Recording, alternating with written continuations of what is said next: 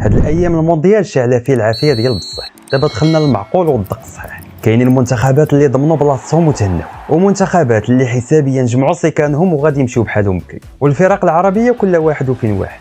اجيو نحللوا ونشوفوا شنو واقع. نبداو باللي تاهلوا. المنتخبات اللي تهناو ودازوا لدور 32. عندك المانيا والمكسيك وامريكا اللي المونديال سالا بالنسبه لهم، واخا مازال تابعوهم الماتش الثالث. للاسف تونس ودعت البطوله بصفر نقطه، ولقاو راسهم ماركين عليهم 9 ديال البيوت في جوج ماتشات، ومعاهم حتى تركيا وهايتي. هادو واخا غيكملوا الماتش الجاي اللي عندهم في الجدول، راه صافي ما بقى عندهم حتى امل في التاهل. وهنا غندوزوا للاسود الارض، وغادي تلعب معنا غير باش تخرج بوجهها. الدفاع ديالهم كيبان عيان، سجلوا عليهم 4 ديال البيوت وما ماركاو حتى بيت، ولكن حذاري من الاتهام.